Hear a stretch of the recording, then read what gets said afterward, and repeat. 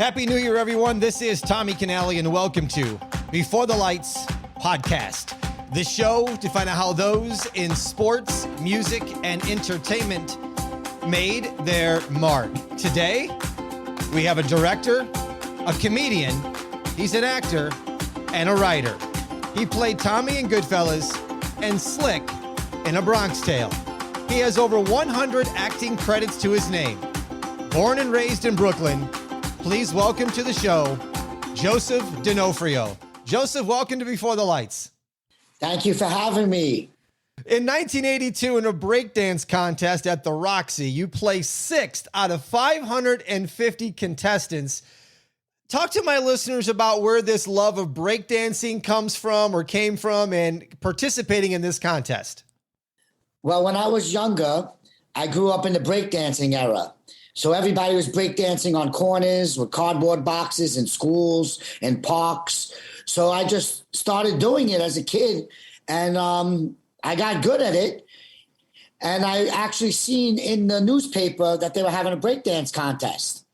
And I told my mom, I was like, Mom, can you put me in the contest? Submit me to be in. She was like, okay. And then a couple of weeks later, I asked her again. I said, Mom, did you end up putting me in the contest? And she was like, no. She goes, you really want to be in it? I was like, yeah, I want to be in it. So she ended up putting me in. And we were in it, me and my friend Joel. And we ended up coming out sixth out of 500 people. We used to love breakdancing.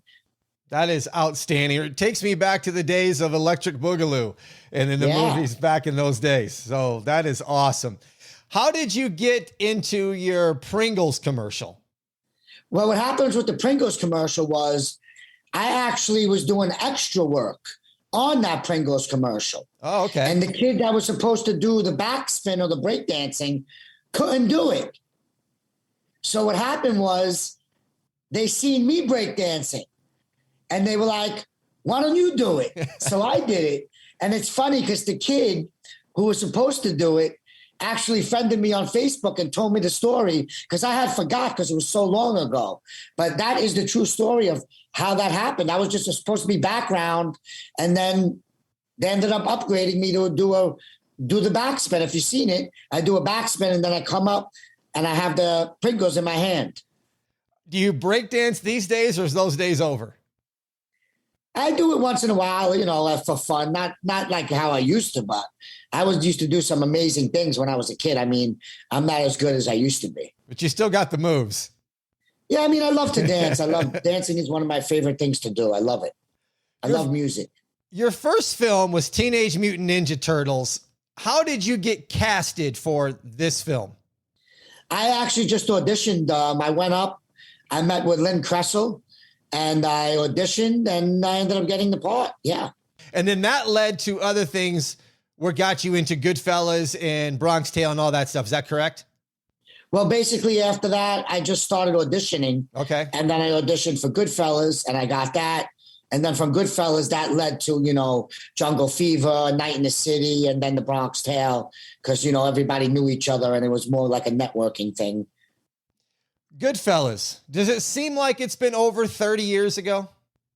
Sometimes it does. Sometimes it does. Sometimes it doesn't. I mean, it was a long time ago. I mean, I forget a lot of stuff that even happened back then because it was so long ago. What did you learn from that? Because I had done some research and you had stated that this was kind of like your acting class. So did you kind of go in there just wide-eyed and bushy-tailed going, somebody teach me everything? No, well, basically when I was doing that, I really didn't have any acting technique or really know about acting, to be honest with you. I just was going up on parts and basically playing myself. So I went on there not really knowing too much about the acting or the movie life. I mean, I didn't realize what I was getting myself into. I mean, now that I look back on it, I was very green and very, not knowing what was going on. And you played a young Joe Pesci in the film, Young Tommy. I understand you never did meet Joe Pesci. Nope, I never met Joe Pesci ever. I never met him. Hopefully one day I will. Yes, I hope you do. When I say Martin Scorsese, what does that mean to you, Joseph? He is an icon and an idol and one of the greatest directors to ever live. And I'm blessed to be directed by him and to meet him. And I'm happy that he cast me in his movie, and I'll never forget it. Do you have, for our listeners, maybe a good on-set story of your time at Goodfellas? Well, I know, being on set was great because Marty's dad was always hanging out on his chair and, hanging out by the trailers and, talking and, and just hanging out. I mean, and it was crazy because there was always so many people watching us film. Like there would be like, 1,000 people, maybe between 500 and 1,000 people watching us film. So it was crazy. And I mean, and to me, it was just basically like going to work. It really didn't even faze me when I think about it. I mean, I guess because my manager had always told me, when you go to sets, just, don't really, just because they're movie stars, they're regular people, treat them like regular people. They groomed me that way. Jungle Fever. What was it like working with Spike Lee and Annabella Shora, who's a fantastic actress? Well, Annabella's a friend and Spike Lee also. And it was great working with Spike. I didn't have any scenes with Annabella, but I actually worked with John Turturro, Anthony Quinn, Nick Turturro, Steven Randazzo, Wesley Snipes did a couple of scenes, Spike Lee, we did a couple of scenes. It was amazing. That was that was like the first film I actually got nervous on, to be honest with you. I remember I was doing a close-up in the candy store and I could feel my hand like shaking. And I was like, I looked at myself and I was like, I didn't understand what was going on. And then I said to myself, I'm nervous. But I got through it. Spike knows what he's doing. He's a great director, really on point. And, I learned a lot from those guys, like you said before. I mean, as I kept acting, I kept learning different things. Like I said, Goodfellas, I really didn't know what was going on. I mean, but it came out pretty good for someone that didn't know what was going on. But as I kept going, I was watching actors and watching their techniques and watching what they were doing and reading. And, and now I do a lot of research and I dissect the script and, I really get into the characters that I play. Back then, I was just basically playing myself in different things, like Jungle Fever. I played a guy from Bensonhurst. I remember auditioning. I auditioned for one of the brothers. And I guess Spike liked me so much that they added a character in the candy store. And that's how I became in Jungle Fever. That's how I ended up getting cast as that. It wasn't even a character. They made it up because, I was so authentically a guy from Bensonhurst. I mean, I live in Bensonhurst, it's from Bensonhurst. So, it was great to, have a real guy from Bensonhurst. Did you realize at the time the impact that movie Jungle Fever would have? No, I didn't. I didn't have any impact. I didn't think so. I mean, at the time, though, a lot of tension was going on. That was, right after a lot of things had happened in Bensonhurst. So, I really didn't pay attention. I wasn't into like news and stuff like that. I was a kid back then. How was it being on set for Analyze That with the great Harold Ramis? Oh, that was great. Howard Ramis was such a soft-spoken, great gentleman and so easygoing. And it was just amazing to have so many great memories about working on that with him and Bob and Joe Vitarelli and everybody, man. It was a great, great time. And shooting that gun, that was pretty fun too. Do you have a on-set story for our listeners on that movie of Analyze That? Oh, yeah. Well, Analyze That. I remember I was at my house going over the scene with one of my friends when we were on the roof. And it said, when Bob had said to me, who are you working for? I'm just supposed to say, F you. And my friend's like, why don't you say you're working for your mother? I was like, wow, that sounds good. So I remember going up to the roof to film it. And I told Howard Ramis, I was like, listen, when Bob says who you're working for, I want to say I'm working for your mother. And he goes, yeah, he started laughing. He's like, yeah, that's good. He's like, but just don't tell Bob, just do it. So I was like, all right. So we did it. And Bob took a crack at me or whatever after that. And he was like, yeah, you don't mind that I took a crack? And he's like, yeah. And, and it worked out. And then people were like, Howard Ramis never used to let anybody improv. So I was grateful that he let me and Bob improv. And that whole scene on the roof, maybe like 2 or 3 lines are actually written. Everything else we made up. And, I learned a lot from Bob that night also. I remember being on the roof before the scene and Bob like grabbed me and he starts wrestling with me. And he was like, we're just going to get into the scene. So we were wrestling a little and then 2 seconds later, they were like action.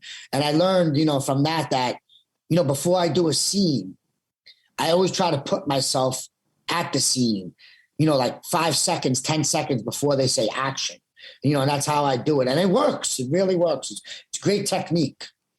You did 4 films with Robert De Niro: Goodfellas, Night in the City, A Bronx Tale, and Analyze That. From listening to you, I'm assuming you guys have become close and become friends, but what did you learn from him as an actor? Oh, so much. I mean, he directed me in The Bronx Tale. So, I mean, I've learned different things. Like sometimes you don't have to say something. You could just do it, facial acting and, things like that. And, improving, he let a lot of improving, and just being the character, being in the moment. And just, like I said, on Analyze That, learning, before the scene, of getting into the scene and thinking before the scene, and just his mannerisms and learning things. And, he's such a kind person and great guy, man. And I've learned a lot from him. Did you get to keep or have you kept any of the scripts of the movies you've been in? I have, the only script I have is The Bronx Tale, believe it or not. It's the only one I have. I didn't keep the other ones. Could you have kept him and just turned him back, or you? Yeah, I could have probably kept them. Yeah. But I mean, they didn't give us a script for Goodfellas. I just had sides. I mean, Jungle Fever, I don't think I had a script. Oh, no, I had a script for Jungle Fever. I just got him and threw him out. I don't know why I kept The Bronx Tale. It's the only one I kept. I used to keep some call sheets and this and that, but I got rid of them after a while. When you hear the name Chazz Palminteri, I think talented, greatness, kind, class guy. The guy is amazing. I mean, I just seen his one-man show, The Bronx Tale, because I never seen it. If you haven't seen it, you better go see it now. It is amazing. The guy is tremendous. And, the script that he wrote is unbelievable. And without him to believe, I mean, I really believe if it wasn't for The Bronx Tale, I probably wouldn't be getting a lot of parts I'm getting now, because a lot of people, they seen that and, and they want to use me in their films because of that. And a lot of people recognize me for that. And I'm always be grateful for that. But he's such a kind, great human being. And there's so many good things in the movie, The Bronx Tale, about life, about, the working man, wasted talent and, he's like a philosopher when I think about it, the things that are in there. The whole thing is, but you have to listen to it and apply it to your life, because anybody could tell you these things. But if you don't apply them, nothing's going to happen. It's a great movie. It's a really great movie. I enjoy it. That's one of my favorites. I really do enjoy that movie for sure. Yeah, I love Chazz, man. If he ever needed me anything, I would be there in a minute, man. The guy's such a great individual. Your TV credits are long, but they include Third Watch, Law and Order, The Black Donnellys, Lipstick Jungle, Jersey Mafia Chronicles. What I want to touch base on is the 2010 to 2012. Are we there yet? It was about a blended family with Shad Moss and Terry Crews. You played Staten Island Mike. Was this a different role for you, and how did this part come about?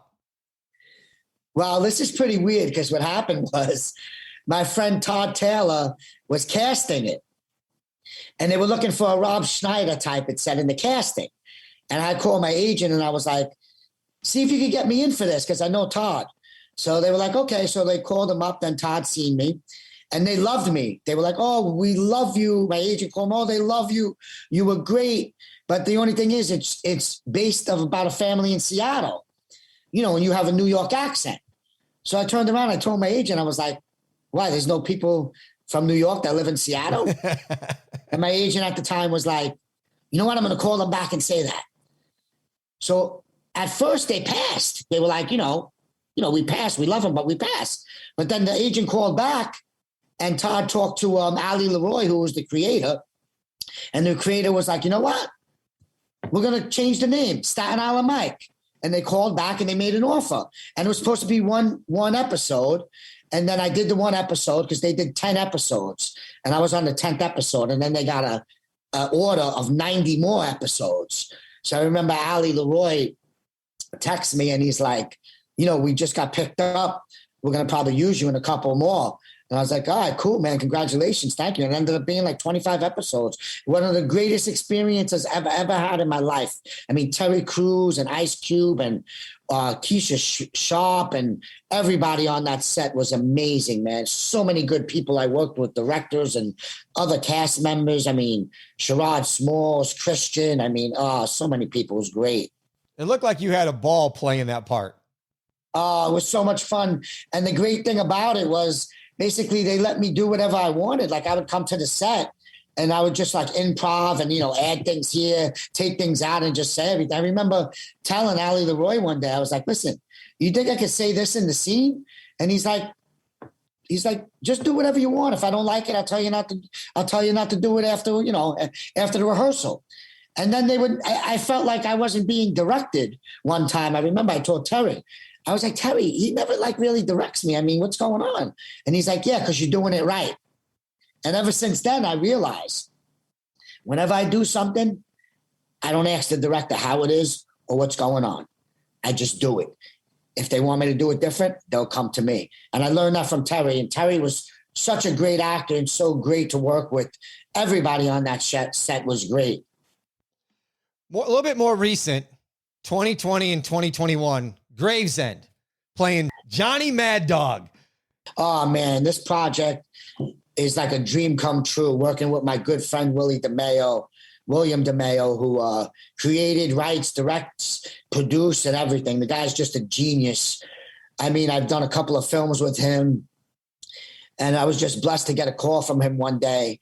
And he was offering me the part of playing Johnny Mad Dog Mangano, one of his childhood friends on the show that he went to school with and grew up with. That, they're both captains in the mob.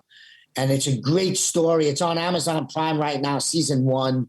And we're shooting season 2 right now. And Johnny Mad Dog's back for season 2. And I got a couple of great scenes with William. And they got a great cast that they brought in, Amon Asante, Fran Drescher, Andrew Dice Clay, Chris DeMeo. I mean, everybody, Paul Gordito. I mean, everybody on the cast. It's such a great show. And it's awesome to go to work because I've worked with almost everybody that works on there, from like the cinematographer to the makeup girl to like the craft service people to the producers. Michelle, she's great. It's like family. It's like going to Thanksgiving. When you go to work, it's like going to Thanksgiving and hanging out with your family. So it's great. Listeners, I'm going to put a link in the show notes to this Amazon Prime show so you can take a look at it. 2021, you did a movie, Birthday Cake, which I've seen. I'm not going to give away the ending, people. If you just are into like maybe mob movies or mafia stuff, or you like a good kind of thriller suspense movie, go check out Birthday Cake. Joseph plays Bootsy in this. Yeah, it was great working with Val Kilmer, Vincent Pastore, John Magro, Anthony Mangano, Nick Vagaloni, Frank Vagaloni. Such a great cast and so many more people at that dinner table. When we had that dinner, it was a 3-day shoot, I remember. And it was such a great experience working on that. I actually had 2 scenes that I did with Nick Vagaloni, and then I did another scene with Val Kilmer that didn't make it to the final cut. Hopefully it'll make it to the director's cut. But I was really happy. The director and the writers on that, Jimmy, such a great experience. The director, Jimmy, was a great all-around guy. Loved him. They had the screening at the Mob Museum in Las Vegas, and I actually went to go see it in the Mob Museum. And if anyone's ever in Vegas, you definitely got to go to the Mob Museum. Great place. Yeah, I live in Vegas. I'm a member there. It's a fantastic place. I mean, there's so much history, so much stuff to see there. You can spend a day there easily and not go through it. So I'm glad you got to experience and see the movie. So I'm assuming you saw it in the courtroom? Yep. And then we had a party in the Speakeasy. Oh, yeah. And I stayed at the Claridge Hotel. Which one? The Claridge. Is that the one downtown? The Circa? Circa, that's it. Yeah, I'm sorry. The Circa Hotel is amazing. You ever been in there? Brand new. I love it. Yes. The sports book is like a stadium. The pool is amazing. And it's open year round. And the food, you ever eat the food in there? The burger place? No, I've not eaten there. The fusion place. And they actually have like a delicatessen in there. The food in there is amazing. Oh my God. Yeah. I'm going back there. I'll tell you, I'm definitely going back. That's good to hear. I'll have dinner with you next time you're in town at Circus somewhere. Definitely, 100%. Hey, everybody, join the all-new members area on my Before the Lights podcast website. The Salute Chin Chin package includes access to the Extra 5, shout out on a future show, some bonus content, the Zoom calls. Also, we're going to have some rewards for you. Get the brand new limited edition poker chip. It looks absolutely fantastic. You're going to get 10% off all merch as well. Your name added to the show notes. To join for only $7.99 a month, go to beforethelightspod.com/support.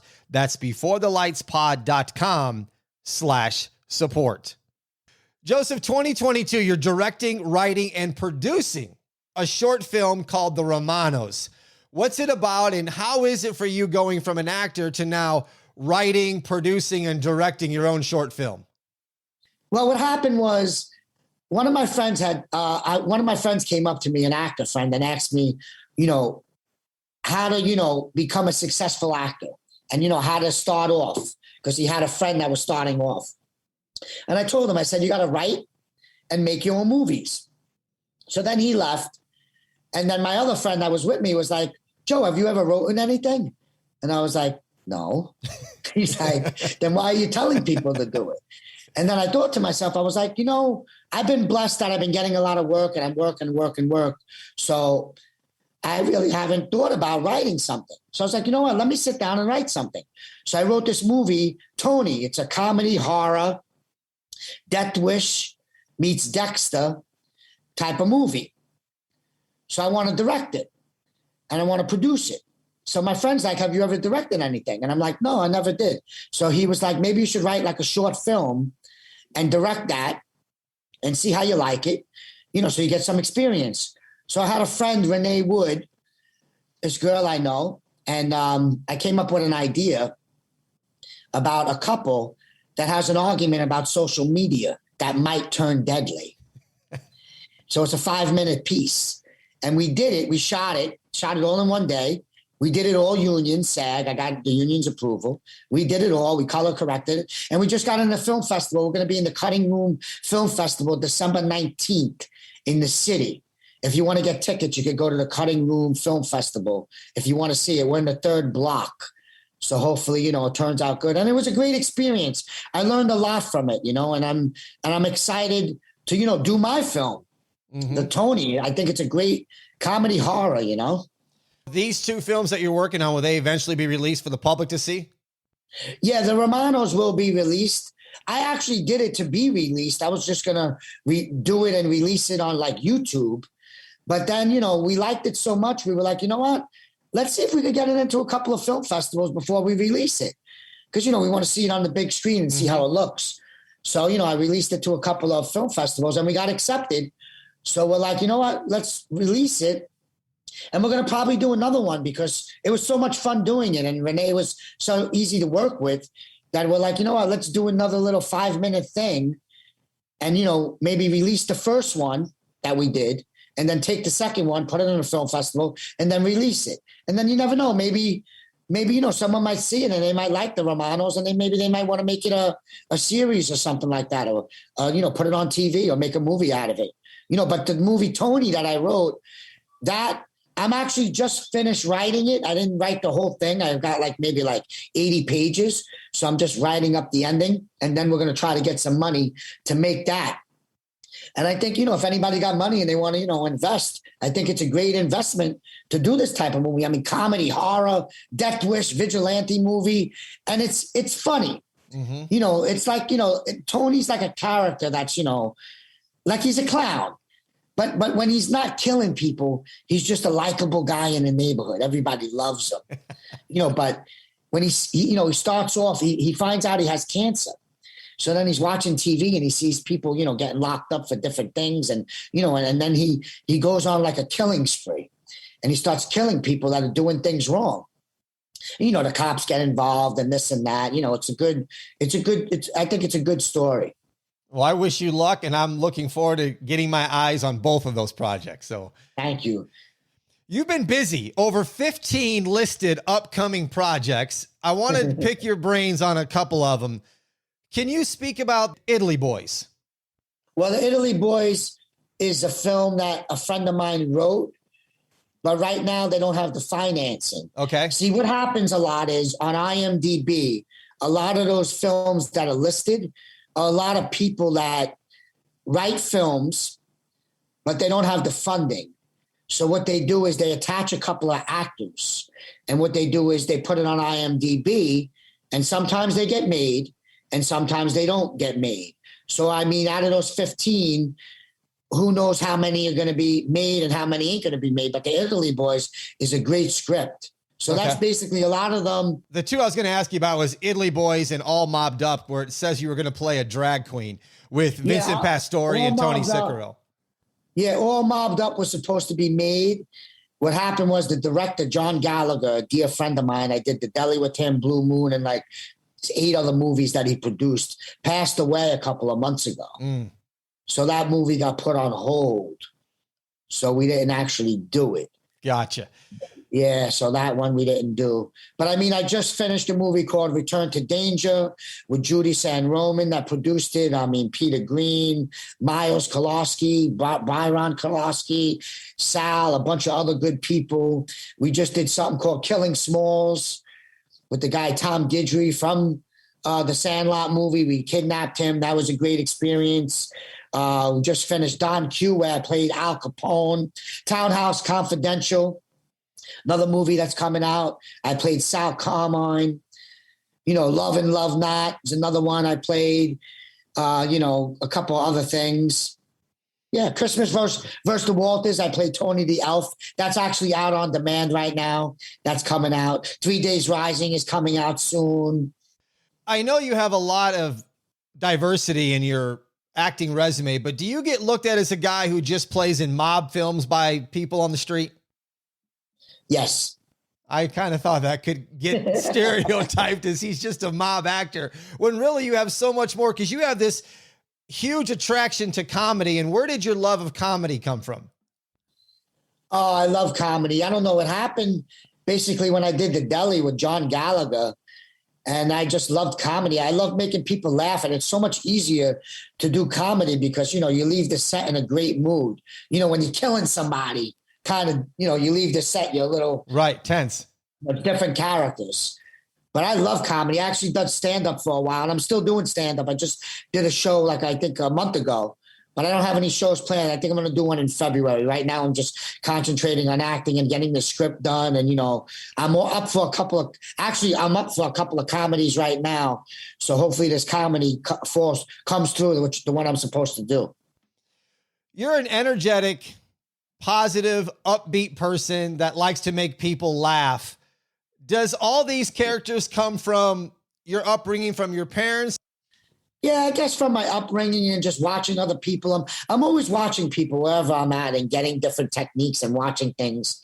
You know, that's what I do. Like when I'm out, I watch things. Like even if I'm with another actor or with somebody, I'm like, look, see that? That's what those people do. I got to use that for my acting one day. And then I put it in my head, you know, and then, you know, just some things like I'll hear people say things sometimes and I'm like, wow, I like that. Like in Spider-Man, I say, they ask me, oh, what do you think of Spider-Man? I'm like, I think he's a wackadoo. And I remember actually talking to somebody and the guy said wackadoo. And I was like, I'm going to use that in the movie one day. And then when the Spider-Man came along, it was the perfect time to use the line. Yeah, and I'm grateful. I mean, yeah, I'm known for doing mob parts and, you know, playing the angry guy all the time. But it's okay. You know, I don't mind doing it. I mean, I'm grateful that people like me for something. It's better than not being liked for nothing, right? This is true. On the comedian side, did you idolize or have you looked up to some of the iconic stand-up comedians? And if so, who were they? I love Eddie Murphy. Eddie Murphy is my favorite actor of all time. I love like the different characters he plays, you know, Coming to America, Norbert. You know, that would be a dream come true to work with him, man. I would love to work with Eddie Murphy, man. That would be like, I would love to do like a little, like a team up with him or something like that. It would be great. play different characters. That would be even good if I could play like 3 different characters and like do the makeup and stuff. It's amazing the stuff he does. The Nutty Professor. I mean, it's just Eddie Murphy. Agree. So if anybody's out there that has a connection to Eddie Murphy, get a hold of me. I'll get Eddie on my show and we'll get him hooked up with Joseph and get Joseph to work with him for a movie. That would be 2 stones knocked down there.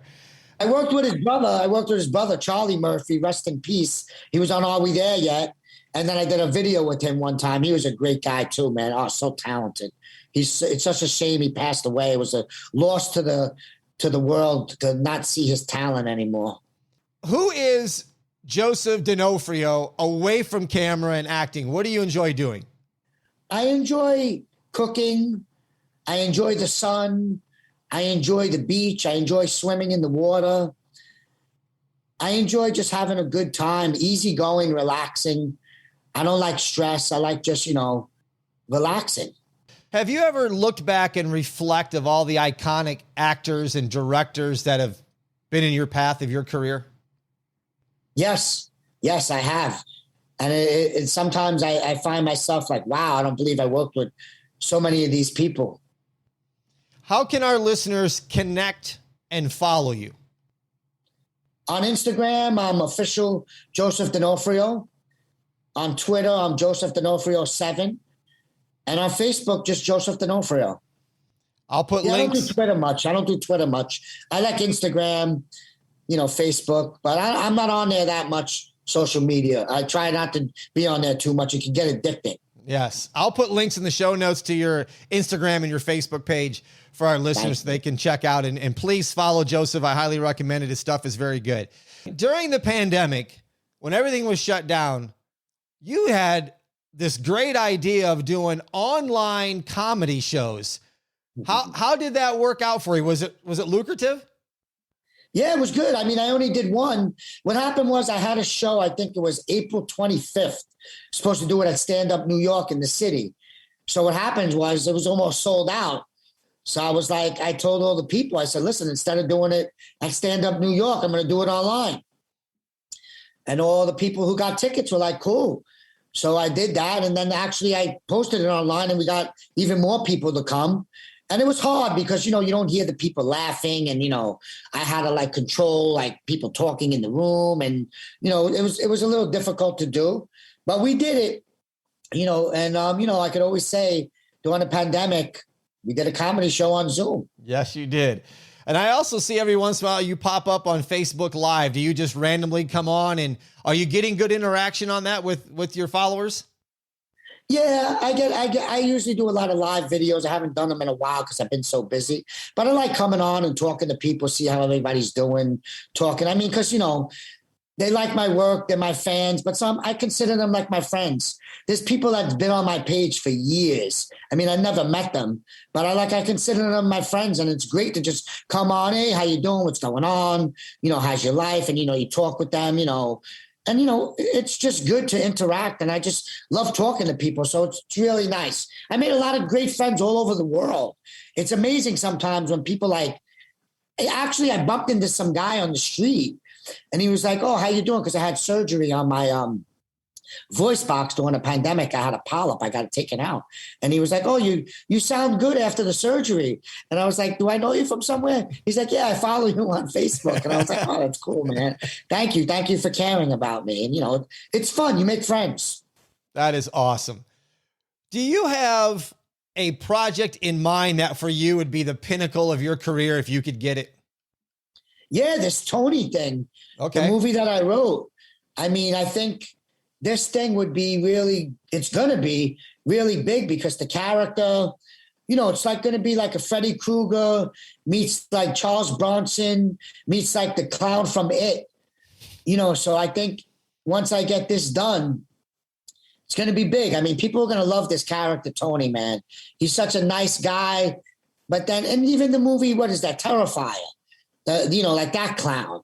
I want to make it, a nice character. And I think it's coming out really good, man. And it's not just, killing and, laughing and clowning. It's actually a story. You know, the guy gets cancer. He has a love interest. You know, he has a mom. He goes to chemotherapy. You know, he works in the pizzeria. So it's not just, you know, killing and this, that. I mean, there's killing involved, of course, but it's a story and it moves, you know, and it keeps you into it. And that's what I like about it. It has to have, you know, a story and an arc. And I want the people to really like this guy, you know, and root for him. Even though he's killing people, you know, you want to root for the guy. You know, you want to see him, you know, get through it. And I think once this gets done, it's going to be big. Listeners, you heard it here first. Make sure you keep your eyes peeled for Tony. All right. We got to help Joseph Donofrio out here with his project and make this a huge hit.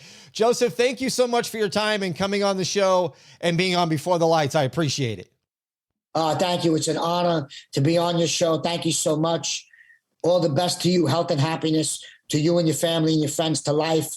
And everybody that's listening, thank you for listening, and health and happiness to everybody forever. Go and rate and review the show. 5 stars, nice comments are always appreciated. Only take you about 30 seconds out of your day to click the 5-star button and write just a little bit and hit post. It really helps me grow the show. And follow me on Instagram at Before the Lights Podcast. Thank you for listening to Before the Lights. I'm Tommy Canale. And until next time, everybody, a salute, a chin chin.